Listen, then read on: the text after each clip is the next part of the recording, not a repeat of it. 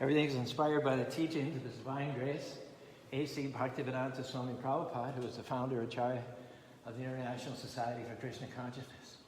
Om Aganati Urandasyam Hinagana Salatya Chaksuri Militam Yena Tajmai Sri Gurave Namaha Sri Chaitanya Manovistam Stapitam Yanabhutare Sayam Rupa Kiromyam Vedati Swaparantikam.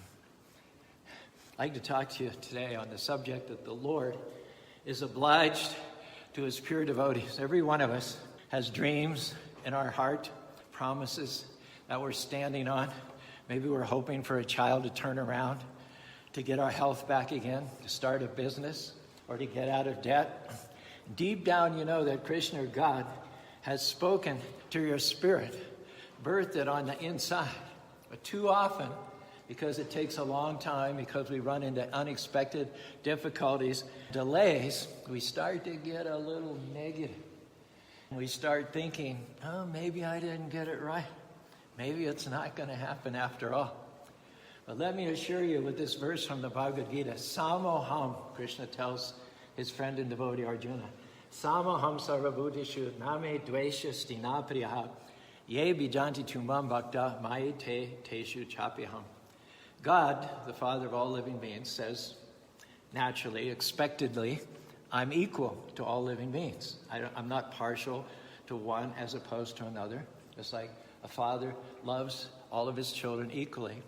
But then he goes on to say, Ye bhajanti tumam bhaktya. Those who render service to me in bhakti, in love and devotion, they are a friend. They are in me, and I am a friend to them.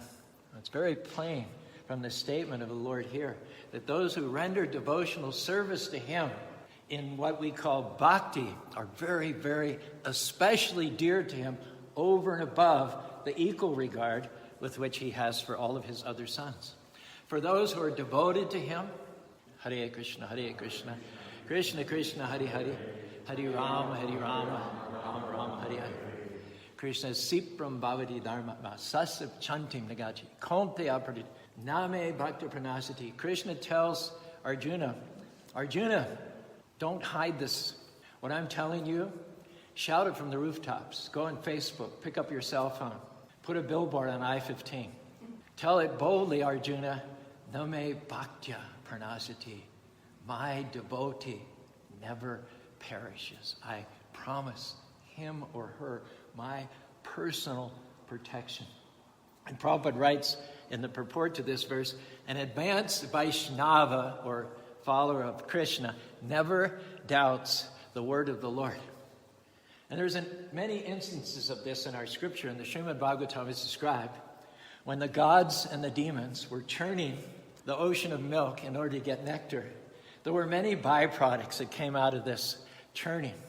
One of those byproducts was a unique tree called the Parajata Tree. As soon as it appeared, Lord Indra, the Lord of the heavenly planet, grabbed that tree, took it to his city, planted in his particular gardens called Indrapuri.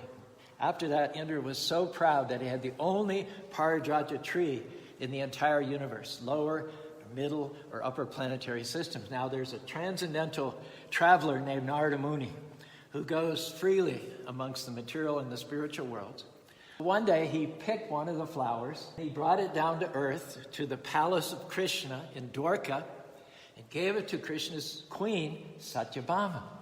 Satyabhama smelled the unique aroma of this Parijata flower and she couldn't stop thinking about it. And she asked Narada, I've never seen a flower like this. Its fragrance is so intoxicating. Where did you get it? Narada said, I got it in the garden of King Indra up in the heavenly planets. Satyabhama wanted not only the flower, but she wanted a tree for her own. She thought, Krishna is the Lord of millions and millions of universes. He makes unlimited Indras. If Indra has a Parijata tree, why shouldn't Krishna have a tree? And I don't know if you know anything about Narada Muni, but he's kind of a stirrer. He said, Satyabhama, he said, why don't you tell Krishna to get you a tree? And then he went to Indra. And without giving so many details, he said, Indra, I heard that there's some people on earth that would like to steal your Parijata tree, so you better be on your guard. Indra says, who? Who's that? He says, I can't tell you who. but you better be vigilant. Krishna is always willing to indulge, what to speak of protecting his devotees for mortal danger and threats and enemies. In this case, he's indulging a whim of his devoted wife, Satyabhama. So he called Garuda, his bird carrier. He got Satyabhama, and the three of them went flying up to the heavenly planets. He got the Parajata Tree. Indra saw the theft taking place. He was enraged. It was a huge battle that took place, and Indra was defeated handily. That's the way that the Parajata Tree came down to earth the first time. It's called various names, and one of the names is the wish-fulfilling Kalpavriksha. It's said to be among those trees. You just have to ask the tree for anything in the service of the Lord, and it will give you whatever paraphernalia you need to serve the Lord. And in certain parts of India, newly married couples are advised to worship this tree as part of the marriage ceremony and seek blessings from the tree to ensure eternal love and marital bliss. The flowers of this tree, interestingly enough, only bloom at night, and they fall on the ground without any external wind or force causing it. Now, normally if a flower falls on the ground, you can't pick it up and offer it to Lord Krishna. But this flower is the exception. You can pick up the Parajata flowers from the ground and offer them to Krishna. And they usually are most fragrant and aromatic only during the night, and therefore they're also known as night jasmine. So to give favor to his pure devotee Satyabhama, Krishna flew on Garuda to the heavenly planets, had a big fight with Lord Indra in order to get her Parajata tree. Sometimes in our life also, we have a God-centered dream. We have a wish that we cherish, but it may be taking too long to fulfill. It's proving too difficult. Our mind is starting to think it's over. Our emotions are starting to feel, no way. The circumstances look impossible. Many people don't see God or Krishna's best because they get discouraged and give up too soon. But our message is that just because you don't see anything happening doesn't mean that Krishna or God is not working behind the scenes on your behalf. We just have to do our part and trust in him, though it looks impossible, not to let our minds or our emotions or other people talk us out of our God-centered dreams.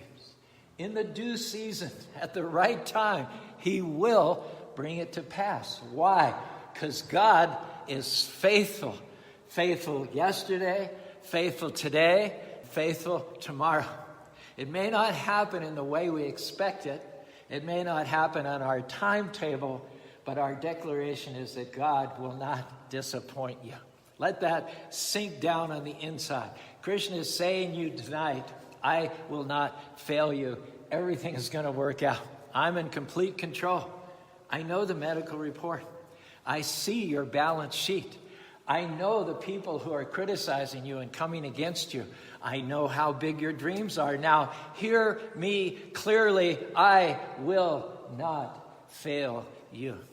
He'll always make a way, even though it looks to us as if there is no way. He will vindicate past wrongs. He will pay you back for unfair situations. He will fulfill the innermost desires of your heart. Hudson Taylor was the son of a cobbler in a London slum.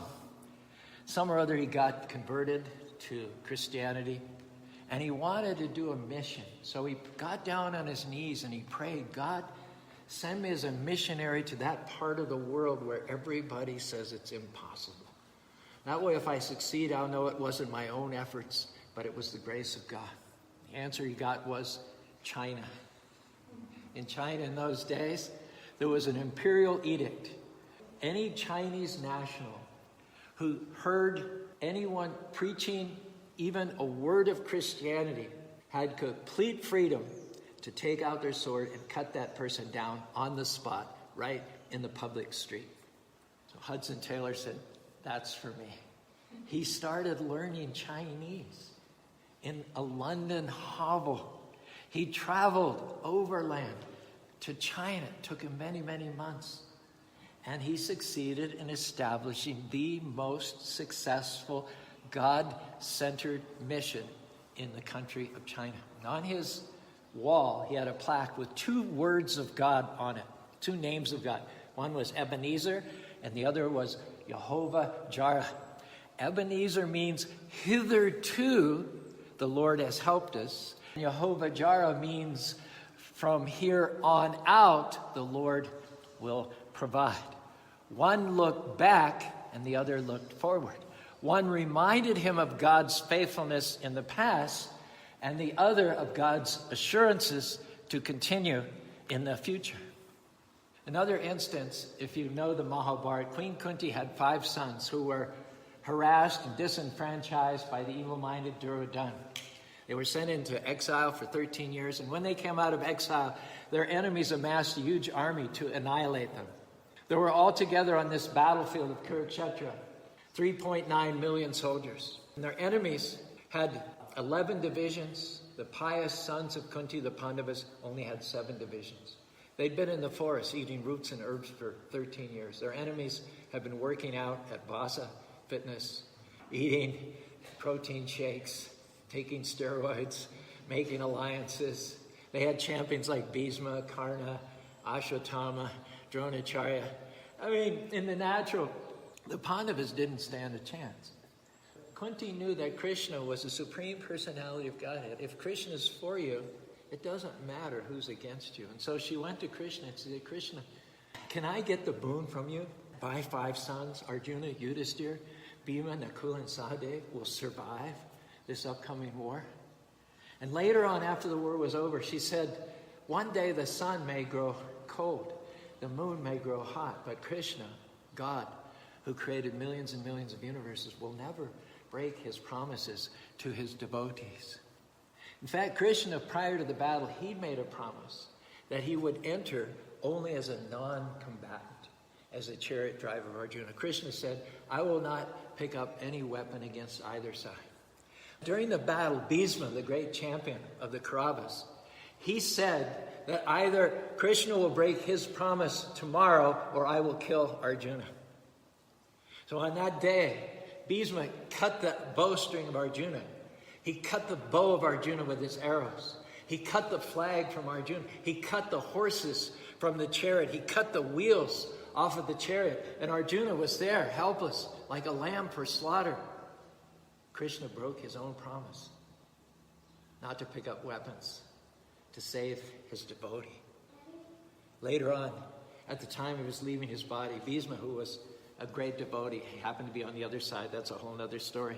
He recalled Krishna, Shwanigamam upahayam atritam, ritam adikarto avluto ratastad vite charana bhyaksarigur harimi bahantum ibam gato tariyam. Fulfilling my desire to see the Lord break his promise and sacrificing his own good word to save his devotee Arjuna, Krishna got down from the chariot, took up the broken wheel of the chariot, and ran towards me hurriedly, harimi bahantami bamgato triya, just like a lion rushes to kill an elephant. Lord Krishna had promised not to fight, but Bhisma, in order to break the Lord's own promise, attacked Arjuna in such a vigorous way that he was obliged to take up that chariot wheel and rush at him in order to protect Arjuna. The Lord didn't mind breaking his own promise in order to protect his devotee. Of the 3.9 million soldiers, only 12 survived, if you count Krishna.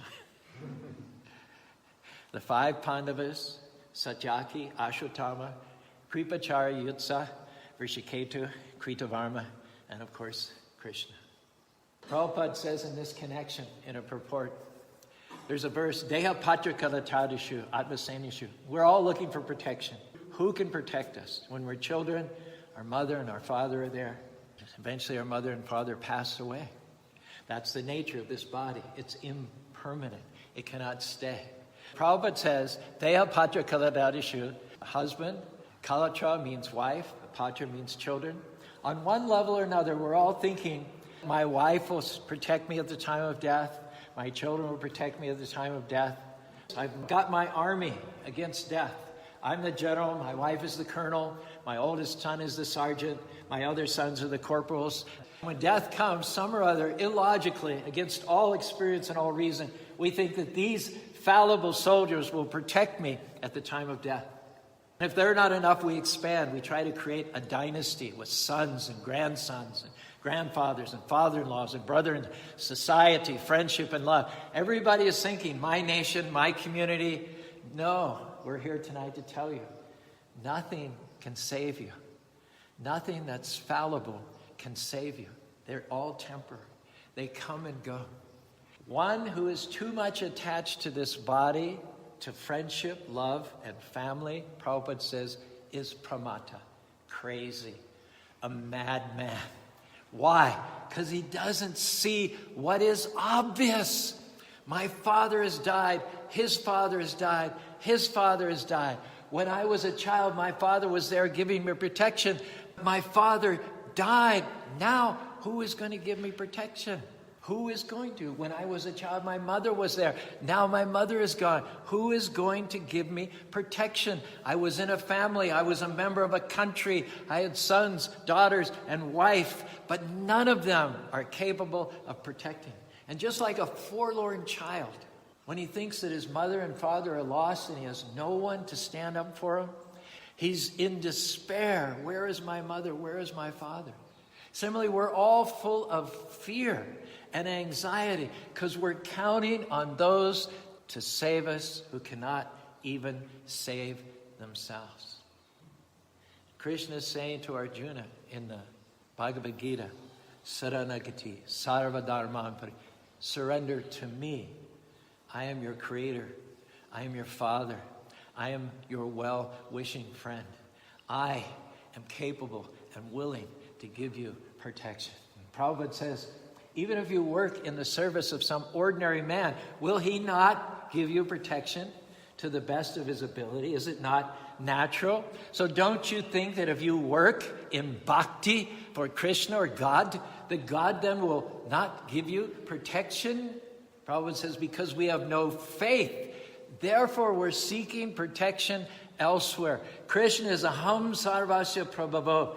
From him come all material and all spiritual world.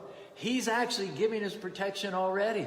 On the freeway, coming and going, getting up, going to work. Who do you think gives us the breath of life? By whose sanction do we live day after day after day after day in this very, very dangerous world? There's danger practically at every step. So who is already giving us protection? Imagine the protection that's there if you step up into bhakti, into the middle of what God wants for your life.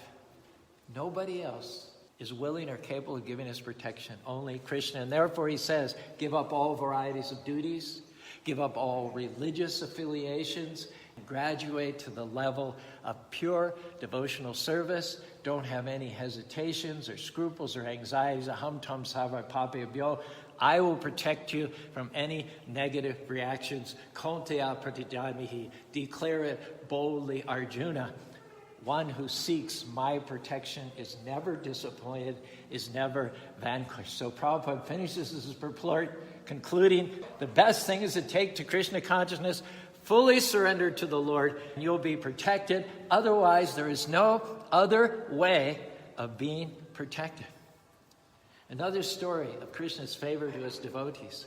He was born from a fire sacrifice that a king named Draupadi did. Was a brother and a sister. The brother was Dristadumna. The sister was named Draupadi. The king was Draupada, so his daughter was Draupadi. And she was so Krishna-colored. She was so dark-complected at the time of birth that they called her as Krishna. She was an associate of the Lord from previous lives, an expansion of Radha and the goddess of fortune. Both her father, Draupada, and Draupadi wanted her to marry Krishna. But Krishna said, it's a special mission that I have for you in this particular incarnation.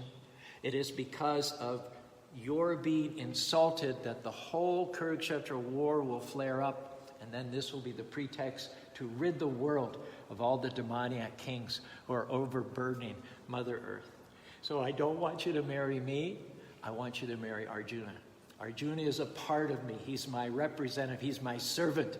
And then when the Kauravas insult you by trying to disrobe you in the public assembly, then we'll have the setting in which we can then clear out all the demonic elements in the world. And it said that Krishna and Draupadi, they shared almost telepathy. Krishna was like Sakha, which is the male friend. Draupadi was Sakhi, which is the female friend. They had a deep understanding of each other's thought patterns, commitments, joys, challenges in life. They connected telepathically. And once, the story goes, Krishna suffered a nick in his finger from handling his razor-sharp Sudarshan chakra. Krishna's sister, Subhadra, went running through the Dwarka palace. Where's the first aid kit? Where's the methiolet? Where's the iodine? Where's the gauze? Where's the tape? Whereas Draupadi ripped off a piece of her very expensive sari and immediately wrapped Krishna's finger and used it as a bandage for him. Krishna returned the favor when Draupadi was in danger of being made naked. Her sari was being pulled off in public in front of all the warriors of the Caru dynasty. And due to a bet, her 5 powerful husbands sat on one side and could not lift a finger to save her. But Krishna remembered that Draupadi had bandaged his finger. And so at that time that Dusasana was pulling off her sari, Krishna appeared in a form that was unseen to everybody else except Draupadi could see. And as much sari as Dusasana pulled off on the one side, Krishna doled out on the other side until Dusasana just collapsed in exhaustion. Krishna's commitment to Draupadi's welfare remained throughout the entire epic of the Mahabharata. Even in the Battle of Kurukshetra, one of the reasons why Krishna, the Supreme Personality of Godhead, accepted the role of a chariot, you can imagine, in the war field, the role of a chariot driver is not very glorious. He's covered with blood. There's dust everywhere, choking, cloying atmosphere. In the thick of battle, Arjuna is not able to say, Lord of Lords, King of Kings, Creator, Maintainer, Destroyer, please turn left if you don't mind. Left! Right! Stop! Krishna accepted all that, at least in part because he was guarding Draupadi's husband, Arjuna, protecting the love interest of his Sakhi, his god sister. Continuing, Prabhupada says, people are so mad. They think that friends, relatives, fallible soldiers will give them protection. They don't see that everything is destined to be annihilated. So many friends, father, uncle, grandfather, great-father, teachers, they all have died or they will die. So who can give me protection? And we're only thinking of protection in terms of this body, which is eminently fallible. We don't even understand that within this body there's an eternal spirit soul, part and parcel of God. When we come to the understanding of the soul and seeking to have the soul protected from repeated birth, death, disease, and old age, that is a state of knowledge called Atma Tattva. And one is said not to even have human consciousness until one comes to the level of inquiring, who am I? Where do I come from? And what is the purpose of life?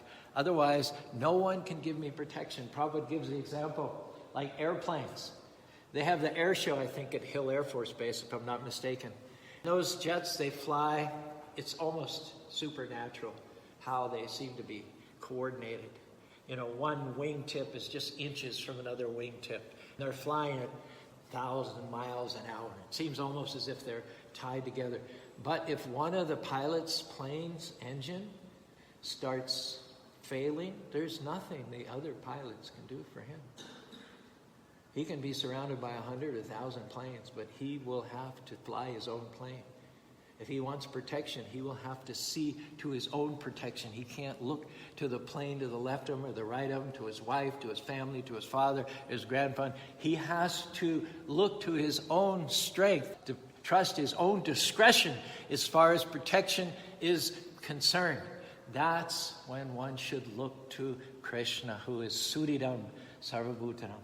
the seed-giving Father, and the well-wishing friend of all living entities. If I want to protect myself and my loved ones from the onslaughts of the stringent laws of material nature, then I will have to take protection from the Supreme Lord Krishna. Otherwise, nothing else can give me protection. In the country of Armenia, in 1988, Samuel and Danielle sent their young son, Armon, off to school, as they did every day. And as he did every day, Samuel squatted down before his young son, looked him right in the eye. He said, Armon, have a good day at school. And remember, no matter what, I'll always be there for you. They hugged, and his boy ran off to school. About 11 o'clock that morning, a powerful earthquake rocked Armenia, affected 45% of the country. 25,000 people died. Samuel grabbed his coat and headed for the schoolyard. When he reached the area, what he saw brought tears to his eyes. Other parents were standing around, tears pouring down their cheeks. Samuel found the place where Armon's classroom used to be and began to pull rubble off of the pile. Grabbed rocks and put them to one side, pieces of wood to the other side, bricks. The parents said, what are you doing? I'm digging for my son. And then the parents said, but you're just going to make things worse. The building is unstable. You're going to destabilize it. They actually tried to pull Samuel away from his work, but he shrugged them off, set his jaw, kept on working. And as time wore on, the parents, one by one, left. A firefighter came up in the evening. He also physically tried to pull Samuel from the rubble. Samuel looked at him and said, why don't you help me? The firefighter left, and Samuel kept digging. All through the night and into the next day, he continued. Parents came, started placing pictures of their children, flowers, writings, cards. Samuel just kept working, beam after beam, brick after brick, rock after rock, till about 36 hours later, in the middle of the afternoon of the next day, he wasn't sure, but he thought he heard a small cry from deep within the rubble. Papa? He listened more carefully, and sure enough, he heard it again. Papa? He redoubled his efforts. He started to then furiously dig. And finally, he could see his son Armand down there. And he said, come on out, son. And Armand said, no. Let the other kids come out first, because I know that you'll get me. Child after child emerged until finally little Armand appeared. Samuel took him in his arms, and Armand said, throughout the long, dark night, I told the other kids not to worry, because you told me that you'd always be there for me. 14 children were saved that day because Samuel was true to his word. Similarly, like little Armand, our attitude towards the Lord should be, I know, Lord, you will never fail me. It may not look good now, but I believe that one day I'll look back and understand how you use that situation to my advantage. And isn't faith ultimately all about trusting? Getting to know that down deep, God has your best interests at heart. Too many people, would you agree with me, if they don't get the promotion, if they don't qualify for the new home, if they don't have the baby, instead of believing that the Lord has something better in store for them, they get all down, hopeless, and depressed, as a result of which they never see the promise come to pass. The words of the Lord will override all negative declarations and statements. The words of the Lord will roll back all dangers. It is said that what God says is true, and only what God says is true. It's men who are liars. God wills it, and instantaneously, whatever it is he wills, suns, universes, planets, stars, is established as an immediate, irrevocable fact. We will There's so many obstacles. There's such a great lapse of time. There's so many delays. There's so many difficulties. There's so many dead ends. We may lose our determination, but God wills it. Let there be light. He spoke worlds into existence. All he needs to do to protect you from the deepest darkness, from the greatest enemies, is simply speak, and you're protected. You're covered and surrounded by an invisible shield. We may not have the knowledge, we may not have the power, but if we simply have bhakti, simple childlike trust in God, we have nothing to fear. We got to believe in Krishna in spite of how we feel, in spite of what our mind is telling us, in spite of what logic is saying, in spite of what the critics are saying. I'm going to keep acting on what I know is true. And the words of Krishna or God are the only infallible, eternal truth. I'm not going to be moved by what I see. I'm not going to be discouraged by what I don't see. I'm not going to give up because it takes a long time. Why? Because Krishna is 100% reliable 100% of the time. Krishna always has the final say. Our encouragement is come back to that place of peace. Quit living worried and stressed out, wondering if it's going to happen. Krishna has you in the palm of his hand. He has not failed you in the past, and he's not going to start now. Dare to trust him. He'll give you strength for every battle, wisdom for every decision, peace in the midst of everything. We're talking about unshakable faith. Faith that Krishna will vindicate past wrongs. Faith that Krishna will pay you back for unfair situations. Faith that Krishna will fulfill the innermost desires of your heart. One last story before we wind up. An Afro-American girl named Vanetta Flowers. Early on, age of 13 or 14, people recognized her speed and athletic ability. They said, you should try out for the Olympics. From a very early age, she practiced sprinting, long jumping. She went to the Olympic trials in 1996 and just barely missed qualifying. She had to make a decision. I've already spent so many years. Should I invest another 4 years and try again for the 2000 Olympics? And she decided she'd do it every day for 4 years. She trained 6-8 hours a day. She was in the best shape of her life. She made her last try for the Olympic team. She missed out by 1/100th of a second. She didn't know what to do. 15 years she'd invested. A couple weeks later, her husband, who was also an Olympian, came back from the gym. He said, Vanetta, I saw a poster in the gym. It said, continue your Olympic dream by trying out for the bobsled. She says, say what? Bobsled. Bobsled. What's a bobsled? We don't have any bobsleds in Georgia. And it also said, we're looking especially for long jumpers and sprinters. The first time she tried out, she said it was like she was put in a trash can and rolled down a mountain. In 2002, after 17 years of Olympic training, Vanetta Flowers became the first Afro-American to win gold in the Winter Olympics. We all come to points in our lives when we ask the question, is it worth it? Because your plan didn't work out, the business went under, your loved ones didn't make it, doesn't mean that God isn't in control. You have to come back to that place of peace and refuse to live your life negative and discouraged. Lord, I trust that you know what you're doing, and in due season, you will bring every promise to fulfillment. Is it worth treating this person right even when they're treating me wrong?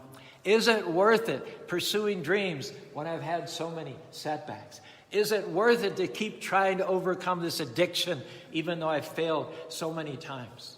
If you will look up with your eyes of faith, you will see your Heavenly Father up there with a big smile in your cheering section. Keep going, keep going, keep going. And when those voices come saying, stop, give up, throw in the towel, you're wasting your time, look up. Use your imagination to see Krishna up above saying, that's my boy, that's my girl. You're doing good. I believe in you. Don't stop. I have supported you in the past, and I assure you of my support in the future. I will never fail you. Our message tonight is to put every negative thought aside, shake off every disappointment, knowing that if Krishna is for you, who dare be against you? If Krishna is saying yes, it doesn't matter who else is saying no. Krishna has the final say. He will stand by his devotees through thick and thin. He will break his own promises to keep his devotees safe. He will bring his devotees unscathed out of the fire of battle. He will crown the efforts of his devotees with victory. Now, why don't you listen to him? He's saying to you tonight, Sarva Dharman Parikyaga, surrender fully to me. Have no fear. I will protect you in this life and next life. I will bring you back to home, back to Godhead. Hare Krishna, Krishna Krishna, Hare Hare, Hare Ram, Hare